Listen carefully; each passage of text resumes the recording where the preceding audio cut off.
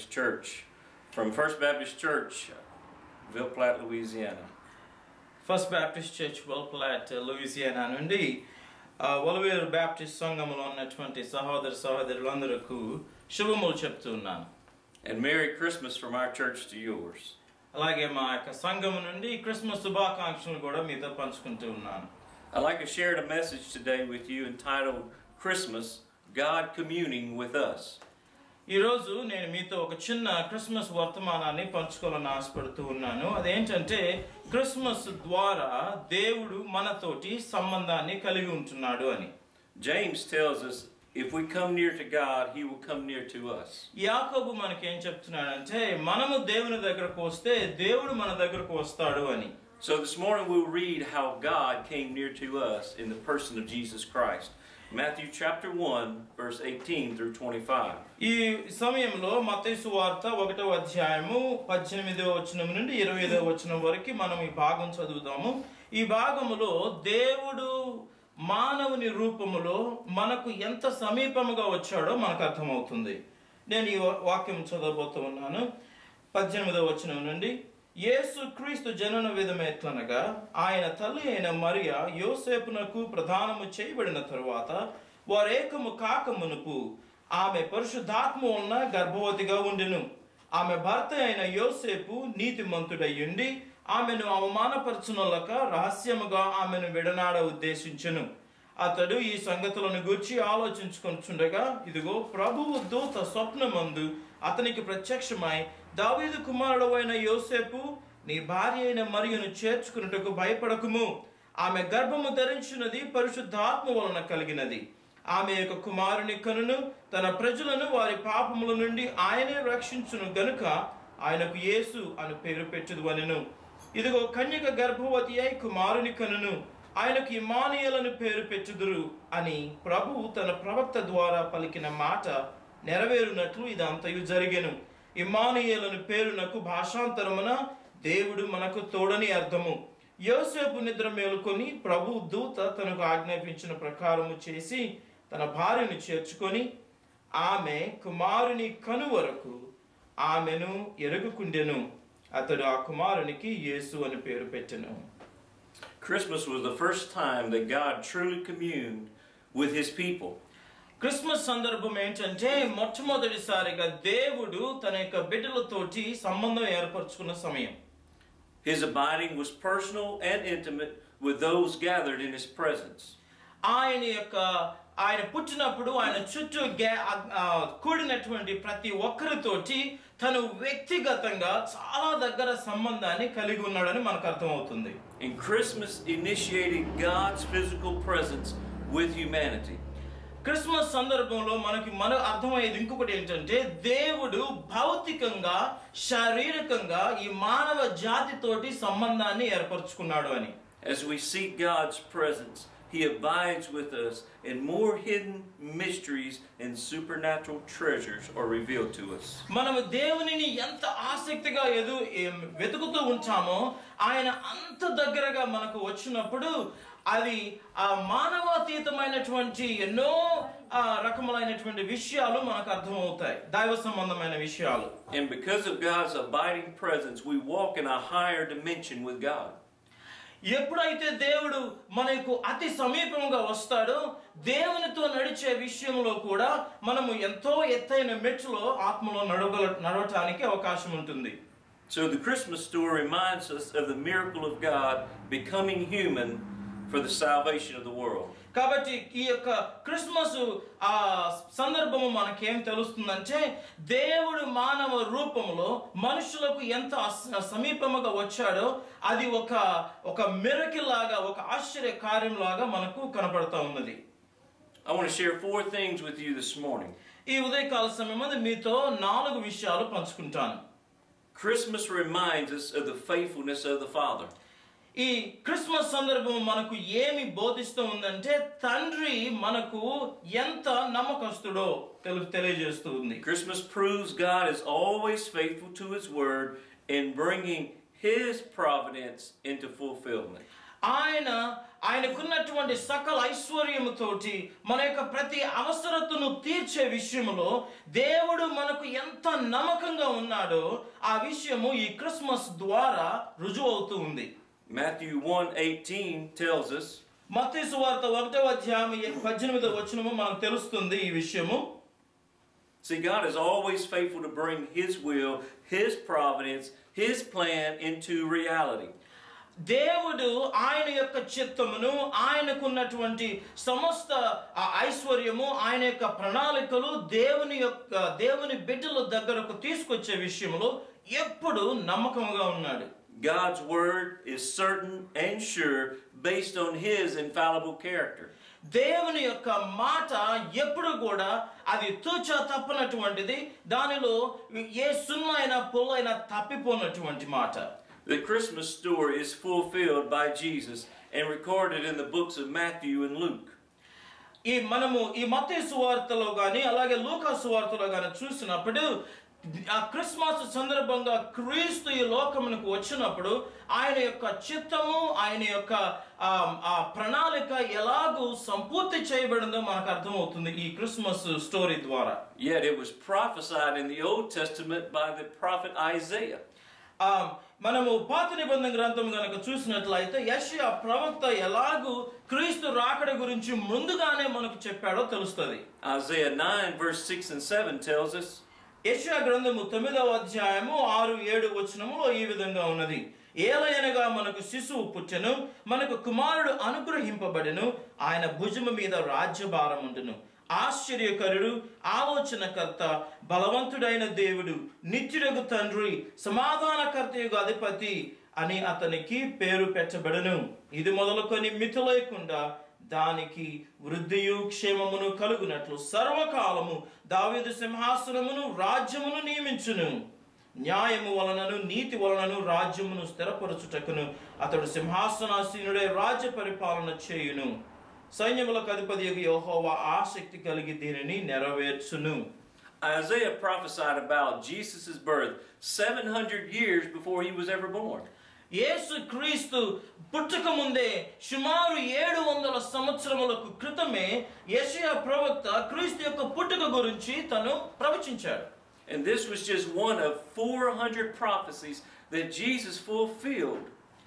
ఈ చూసినట్లయితే యేసు క్రీస్తు పుట్టుక గురించి వచ్చినటువంటి సుమారు 400 ప్రవచనాలలో ఇప్పుడు మనం చూసింది ఒకటి మాత్రమే, ఇంకా మిగిలినవి ఉన్నాయి 399 ప్రవచనాలు. You see, God is always faithful even when we do not see Him at work. కాబట్టి ఈ విషయాలు ఈ ప్రవచనాలను చూస్తూ ఉంటే దేవుడు కార్యం చేయటము మనం చూడకపోయినా ఈ ప్రవచనాలను బట్టి ఎలాగూ దేవుడు తన యొక్క ప్రతి మాటను నెరవేరుస్తున్నాడో మనకు అర్థమవుతుంది. See, time does not affect God's faithfulness. He is always right on time to bring His promise into reality. ఆయన యొక్క ప్రవచనాలను సంపూర్తి చేసే విషయంలో గాని ఆయన చెప్పిన మాట నెరవేర్చే విషయంలో గాని సమయం ఎన్నడూ కూడా దేవుని యొక్క పనికి ఆటంకము కాదు. ఆయన యొక్క సమయంలో దేవుని యొక్క సమయంలో ప్రతి కార్యమును ఆయన నెరవేరుస్తూ ఉంటాడు. See, the more time that we spend with God, the more we understand His faithfulness to us. కాబట్టి ప్రియులారా, మనం దేవునితో ఎంత ఎక్కువ సమయం గడుపుతామో అంత ఎక్కువగా ఆయన యొక్క నమ్మకత్వాన్ని మనం అర్థం చేసుకోగలుగుతాం. See, when tragedy strikes in our neighbors' lives, we often wonder, where was God out and why did He allow this incident? కొన్ని సమయాల్లో ఏమవుతుందంటే మన పొరుగు వారు స్నేహితులు వాళ్ళ జీవితాల్లో ఏదైనా కష్ట సమయము సంభవించినప్పుడు మనం అనుకుంటాము దేవుడుంటే ఈ పరిస్థితి ఎందుకు వస్తుంది అని క్వశ్చన్ చేస్తాం. God does not tell us that we would never be victimized by other people's decisions, but He tells us, I will never leave you nor forsake you. ఇక్కడ మనం అర్థం చేసుకోవాల్సిన విషయం ఒకటి ఏంటంటే, ఇగో మీకు కష్టాలు ఎప్పుడు రావు, సమస్యలు ఎప్పుడు రావు అని దేవుడు ఎప్పుడు మనకు చెప్పలా. కానీ ఆయన చెప్పిన మాట ఒకటి ఏంటంటే, మీరు ఏ పరిస్థితిలో ఉన్నా నేను మీతో నిత్యము ఉంటానని. Christmas demonstrates God's faithfulness, which inspires our confidence that God will always seek to fulfill our goodness. కాబట్టి ఈ క్రిస్మస్ సందర్భంలో మన జీవితములు ఎలా ప్రభావితం అవుతాయి అంటే ప్రతిసారి దేవుని యొక్క నమ్మకత్వము మన జీవితంలో ఎలాగో పనిచేస్తుందో ఆ దేవుని యొక్క నమ్మకత్వాన్ని గుర్తు చేసుకున్న ప్రతి సమయం కూడా మనం ఆత్మలో ఎంతో ప్రభావితం చేయబడి ఉత్తేజం పొందుతాం. See, Mary experienced the goodness of God's will being expressed through her life. Mariya దేవుని యొక్క మంచితనాన్ని, దేవుని యొక్క దయను తను పొందుకున్నది. ఆ యొక్క దయ తన యొక్క జీవితం ద్వారా ప్రపంచంలోకి కూడా వ్యాపించింది. She didn't see everything God was wanting to do, but she birthed our Savior into the world. God used her in a very special way. దేవుడు క్రీస్తు ద్వారా ఎటువంటి కార్యాలు ముందు చేయబోతూ ఉన్నాడో తను ఏమి చూడలేదు, కానీ తను చేసింది ఒకటే, దేవుని చిత్త ప్రకారము యేసు క్రీస్తుకు జన్మనిచ్చింది. And when we spend time with God, His will becomes our will and our focus. ఎప్పుడైతే మనము దేవునితోటి సమయం గడుపుతూ ఉంటామో ఆయన యొక్క చిత్తము మన జీవితముకు గురిగా ఉంటుంది. The second thing I want to share with you. రెండవ మాట నేను మీతో పంచుకోవాల్సింది ఏంటంటే Christmas reminds us of God's forgiveness for our sins. మన యొక్క పాపములకు దేవుని యొక్క క్షమాపణ ఈ క్రిస్మస్ దినాల్లో మనం పొందుకుంటున్నట్లుగా మనం నేర్చుకోవాలి. Jesus was God's investment of himself to live in this sin-cursed world as a sacrifice to pay for our sin. ఈ యొక్క పాపముతో నిండినటువంటి ఈ లోకములో తను జీవించటానికి తను దేవుడు చేసినటువంటి ప్రయత్నమే యేసు క్రీస్తు ఈ లోకంలోనికి రావడం. Matthew 1 verse 21 tells us. మత్తయి సువార్త 1వ అధ్యాయం 21వ వచనం ఇదే మనకు చెప్తుంది. ఆమె యొక్క కుమారుని కనును తన ప్రజలను వారి పాపముల నుండి ఆయనే రక్షించును. See, for centuries before Jesus was born, the Jewish people used a system of animal sacrifice that served as a method for covering over our sins. యేసుక్రీస్తు పుట్టక ముందు యూద ప్రజలందరూ కూడా వాళ్ళు చేసిన పాపములన్నిటి నుండి విడుదల పొందటానికి, పాప క్షమాపణ పొందటానికి జంతువుల యొక్క రక్తాన్ని చిందిస్తూ ఉండేవాళ్ళు. But the abuse of the religious rituals by people who were unmoved to change angered God. అయితే ఈ చేసినటువంటి ఎన్ని ప్రయత్నాల వలన దేవుని యొక్క ఉగ్రత వాళ్ళు చేసినటువంటి పాపములకు తగినటువంటి ఆ యొక్క శాపాన్ని పొందకుండా ఏవి ఆపలేకపోయినాయి. And at just the right time, Jesus was born into the world. His birth signified the end of the Old Testament covenant and brought in a new covenant through Christ. కాబట్టి ఇటువంటి సమయాల్లోనే ప్రజలు చేసేటువంటి ఈ ప్రయత్నాల వలన వాళ్ళకు పాప క్షమాపణ లేనటువంటి సమయంలో దేవుడు సరైన సమయంలో యేసు క్రీస్తును ఈ లోకమునకు పంపించడం ద్వారా పాత నిబంధనకు సమాప్తి చేసి క్రొత్త నిబంధన ద్వారా క్రీస్తు చిందించేటువంటి రక్తము ద్వారా మనుషులకు పాప క్షమాపణను మనకు దయచేశాడు. Receiving Jesus as Savior brings forgiveness of our sins and opens opportunities to serve and commune with God. ఎప్పుడైతే మన యొక్క పాపమునకు యేసు క్రీస్తును మన జీవితంలో చేర్చుకునడం ద్వారా పాప క్షమాపణ లభిస్తుందో అప్పుడు మనము దేవునితోటి దగ్గర సంబంధాన్ని కలిగి జీవిస్తాం. Jesus said today is the day of salvation. యేసుక్రీస్తు చెప్పింది ఏంటంటే నేనే రక్షణ దినము అని. 1 John 1 verse 8 and 9 tells us. 1వ యోహాను పత్రిక 1వ అధ్యాయము 8-9 వచనాలు ఈ విధంగా ఉన్నది. మనము పాపము లేని వారమని చెప్పుకొనిన యెడల మనలను మనమే మోసపుచ్చుకుందాము, మరియు మనలో సత్యం ఉండదు. మన పాపములను మనము ఒప్పుకొనిన యెడల ఆయన నమ్మదగిన వాడును నీతిమంతుడును గనుక ఆయన మన పాపములను క్షమించి సమస్త దుర్నీతి నుండి మనలను పవిత్రులుగా చేయును. When Jesus is our Savior and our sins have been forgiven, we're immersed in God's grace and forgiveness.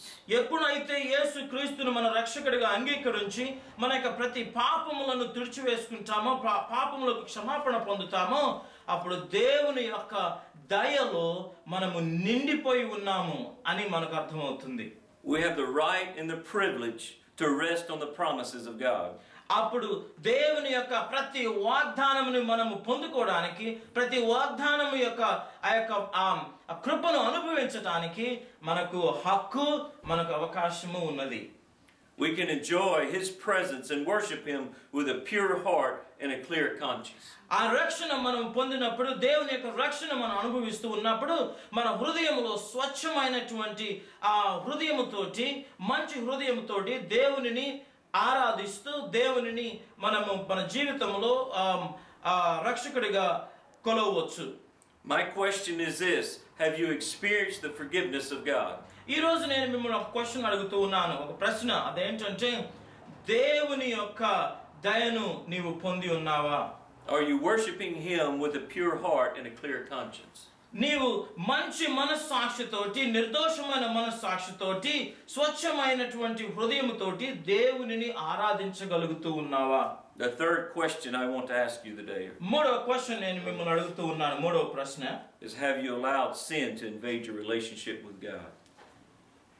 నీకు దేవునికి ఉన్నటువంటి సంబంధాన్ని, నీ యొక్క పాపము ఆ సంబంధాన్ని చెడగొట్టడానికి నీవు నీ పాపానికి అవకాశం ఇచ్చావా? The third truth I want to share with you is that Christmas reminds us that God desires fellowship with us.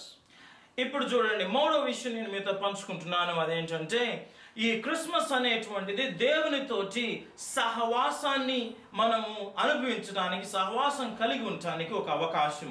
See, Christmas was God's idea to reach out to form a relationship with each person who accepts His Son as Savior. దేవుడు ప్రతి ఒక్క మనిషితోటి సంబంధం ఏర్పరచుకున్నట ద్వారా తన యొక్క కుమారుని కుమారునిగా అంగీకరించేటువంటి ఈ విషయము దేవుని యొక్క ప్రణాళిక అయి ఉన్నది. God is relational and personal. He desires to be close to us. దేవుడు మనతో ఎంతో దగ్గరగా ఉండాలనేటువంటి ఆశ కలిగి ఉన్నాడు. He wants to know each person individually and intimately. దేవుడు మనతోటి సంబంధం కలిగి ఉండడం ద్వారా మనం ప్రతి ఒక్క చిన్న విషయంలో కూడా మనను అర్థం చేసుకోవాలని, మనను తెలుసుకోవాలని కోరుతూ ఉన్నాడు. Matthew 1 verse 23 tells us this. మత్తయి సువార్త 1వ అధ్యాయం 23వ వచనం ఇదే చెప్తుంది. ప్రభు తన ప్రవక్త ద్వారా పలికిన మాట నెరవేరునట్లు ఇదంతయు జరిగెను. ఇమ్మానుయేలు అనే పేరునకు భాషాంతరమున దేవుడు మనకు తోడని అర్థము. The title Emmanuel, God with us, is symbolic of the true desire of God to hold us close and commune with us. దేవునికి ఇచ్చినటువంటి పేరు, యేసు ప్రభుకి ఇచ్చిన పేరు ఇమ్మానుయేలు అంటే అర్థం ఏంటంటే, దేవుడు మనకు తోడు అంటే దేవుడు మనకు ఎంతో దగ్గరగా ఉండటానికి నిశ్చయించుకున్నాడని మనకు అర్థమవుతుంది. God is more interested in the purity of our heart than a product of our religion. చాలా సార్లు మనము ఎలాగూ దేవుణ్ణి ఆరాధించి ఇదిగో ఆర్భాటాలతోటి లేకపోతే ఆచారాలతోటి చేసేటువంటి భక్తి కంటే మన హృదయంలో ఎలాగూ ఆయన్ని ఆరాధిస్తున్నాం అనే దాని విషయమే ఎక్కువ శ్రద్ధ కలిగి ఉన్నాడు. Our fellowship with God means that we are a friend of God. మనం దేవునితోటి సహవాసం చేస్తున్నామంటే అర్థం ఏంటంటే దేవునితోటి మనం స్నేహం కలిగి ఉన్నాము అని. John 15 verse 11 through 15 states this. యోహాను సువార్త 15వ అధ్యాయము 11 నుండి 15 వరకు ఈ విధంగా చెప్తుంది. మీ యందు నా సంతోషము ఉండవలను అనియు, మీ సంతోషము పరిపూర్ణము కావాలననియు ఈ సంగతులు మీతో చెప్పుచున్నాను. నేను మిమ్మల్ని ప్రేమించిన ప్రకారము మీరొకరినొకడు ప్రేమించవలనన్నదే నా ఆజ్ఞ. తన స్నేహితుల కొరకు తన ప్రాణము పెట్టువాని కంటే ఎక్కువైన ప్రేమ గలవాడెవడునూ లేడు. నేను మీకు ఆజ్ఞాపించు వాటిని చేసిన ఎడల మీరు నా స్నేహితులయ్యుందురు. దాసుడు తన యజమానుడు చేయు దానిని ఎరుగడు కనుక ఇక మిమ్మల్ని దాసులని పిలువక స్నేహితులని పిలుచుచున్నాను. ఎందుకనగా నేను నా తండ్రి వలన వినిన సంగతులన్నిటినీ మీకు తెలియజేసితిని. As born again believers, we are friends of God.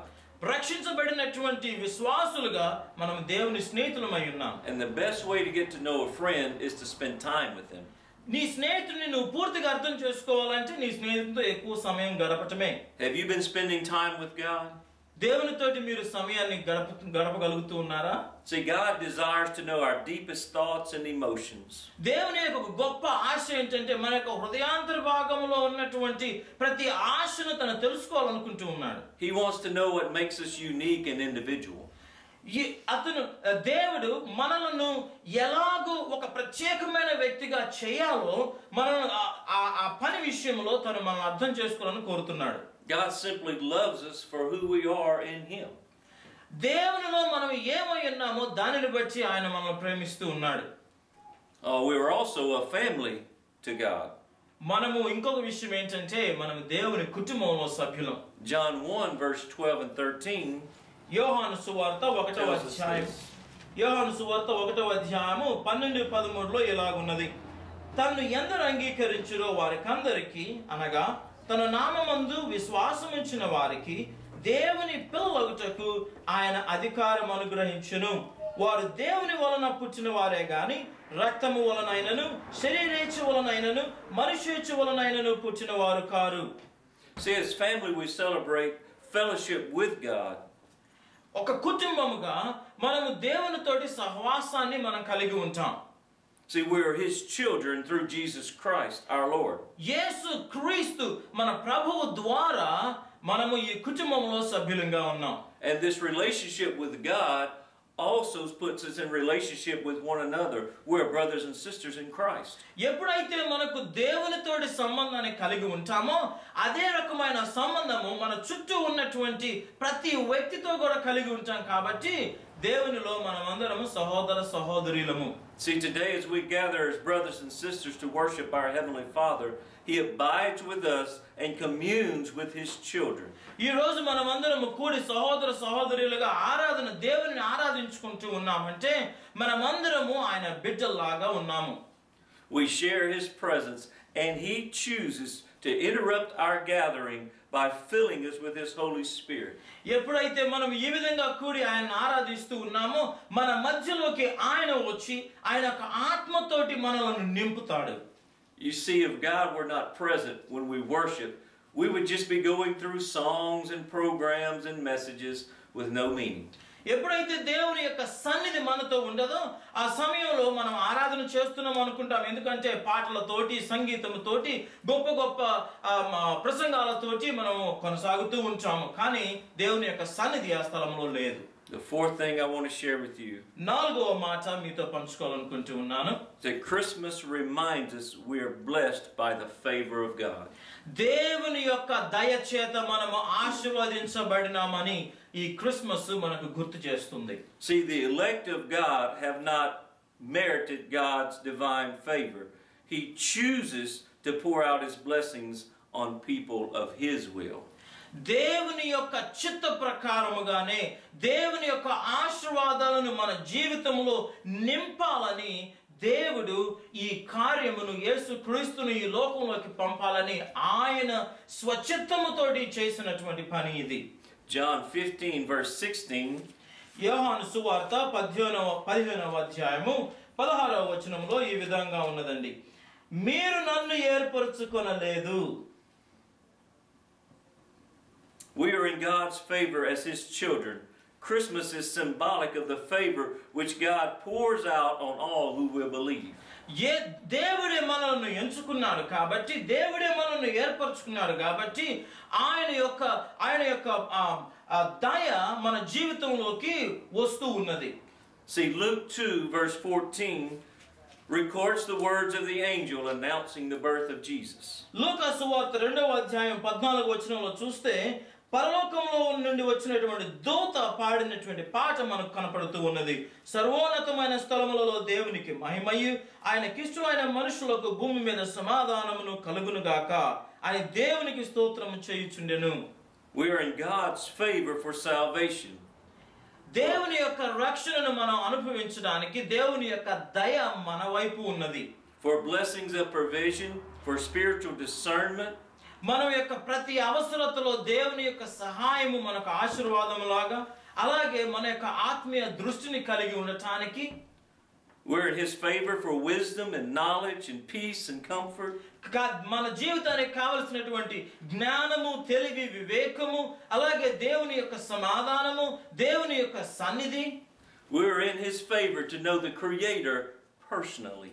కాబట్టి దేవుడిని సృష్టికర్త అయినటువంటి దేవునిని మనము తెలుసుకునటానికి ఆయన యొక్క దయ మన మీద ఉన్నది.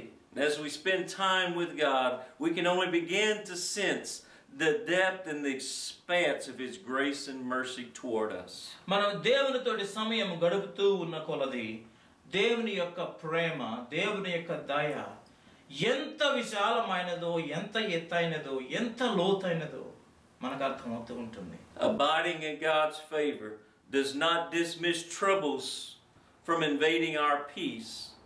దేవుని యొక్క దయ మన మీద ఉన్నది అంటే సమస్యలు రావు అని కాదు. However, God's favor does bring good even from our troubles and our tragedies.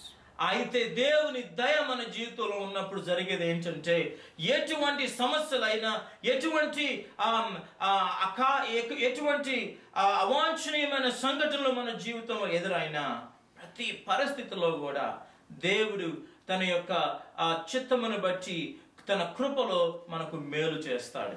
When God became man in the person of Jesus Christ, our lives were miraculously changed. ఎప్పుడైతే దేవుడు యేసు క్రీస్తు రూపంలో మానవుడిగా ఈ లోకానికి వచ్చాడో మన యొక్క జీవితాలన్నీ ఆశ్చర్యకరంగా మార్పు చేయబడ్డాయి, అవి మారిపోయినాయి. And yes, Christmas totally changed our relationship with God. కాబట్టి ప్రియులారా, ఈ క్రిస్మస్ సందర్భం, మొదటి క్రిస్మస్, అలాగే ప్రతి క్రిస్మస్ మన యొక్క జీవితాలను పరిపూర్ణముగా మార్చివేస్తూ ఉంటది. So this Christmas, remember these 4 things. కాబట్టి ఈ క్రిస్మస్, ఈ సంవత్సరం క్రిస్మస్ ఈ 4 విషయాలు మీరు గమనించండి. God is always faithful. దేవుడు ప్రతి విషయంలో మీకు నమ్మకస్తుడై ఉన్నాడు. God forgives all of our sins. దేవుడు మన యొక్క ప్రతి పాపమును క్షమిస్తాడు. He desires to have fellowship with us. ఆయన మనతోటి సహవాసం కలిగి ఉండాలని ఆశపడుతూ ఉన్నాడు. And God shows favor to His children. దేవుడు తన యొక్క బిడ్డల పట్ల దయ కలిగి ఉన్నాడు. I pray you blessed this Christmas season. కాబట్టి ఈ క్రిస్మస్ సందర్భంలో దేవుడు ఈ యొక్క ఆత్మీయ ఐశ్వర్యంతో మిమ్మల్ని ఆశీర్వదించాలని నేను ప్రార్థిస్తూ ఉన్నాను. అందరికీ వందనాలు.